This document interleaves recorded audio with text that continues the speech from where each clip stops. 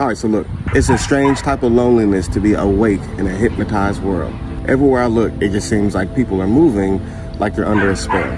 Eyes glazed, mind somewhere else. Talking about sports scores, TV shows, weekend sales. Like the ground beneath them isn't falling apart. Like America is not falling apart. They wake up tired, work themselves to exhaustion, collapse in the bed, and do it all over again. And proud of it. Like somehow there's a prize at the end of this thing. But all I see is people sprinting towards their destruction and smiling the whole way. And for me, someone who is black and neurodivergent, this is a surreal type of frustration, a surreal kind of pain. It's like standing in the middle of a plantation, watching people paint the fences for the overseer. They polish their chains, they decorate their cages, they even defend the whip if you question it. Because the matrix these people are trapped in is real. And this is not just acceptance of captivity.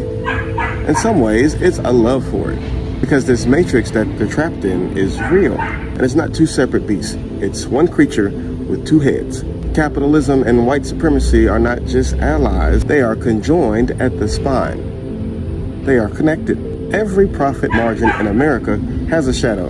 And that shadow is exploitation enforced by a racial hierarchy. The cheap labor, the underfunded schools, the generational poverty, that's the blood pumping through the system's veins. So when people treat capitalism as normal, when they shrug and say, well, that's just how the economy works, they're not just accepting capitalism as normal. They're saying that systemic white supremacy is also normal too. They're saying that exploitation is natural. They're saying that this order that makes some people comfortable while it puts some people in cages is normal. That somehow this is the way things should be. They don't see it as cruelty, they see it as stability. And the illusion they project, at first glance, is flawless. This matrix is really convincing. You got the morning traffic all humming in neat rows. You got coffee brewing on every corner. You got the grocery aisles glowing under bright lights. You got smiling clerks bagging food. You got streaming platforms stacked with new distractions. And it all feels safe enough to pass off as normal. All these little things make this illusion make it seem like everything is normal. But this is just a design. This is just a set. It's a movie scene still strolling while the walls behind the camera rot and crumble. If you stand still long enough, you can hear the screws loosening. You can smell the mold under the fresh paint, if you dig what I'm saying. You can feel the air getting colder, like a storm is coming in. Meanwhile, the cult keeps feeding people normal like it's medicine. It's warm. It's predictable. It hides the smell of smoke. They'll give you celebrity gossip, holiday sales, and a fake political smoke and mirror show while this system is crumbling. They'll keep you chasing promotions and jobs that AI is already erasing. They'll tell you to work harder while the ladder is burning beneath your feet. And at this point, the sleepers, the people who've been asleep, they chose their shit. Especially the adults. I'm talking about the adults. I'm not talking about the kids. I'm talking about the adults that are still asleep right now. Y'all chose their shit because the signs are too loud to miss. The climate is literally screaming in storms, fires, and floods. The dollar is on life support and is only propped up by debt and propaganda. Artificial intelligence has literally gutted entire industries in a matter of months, not decades, months.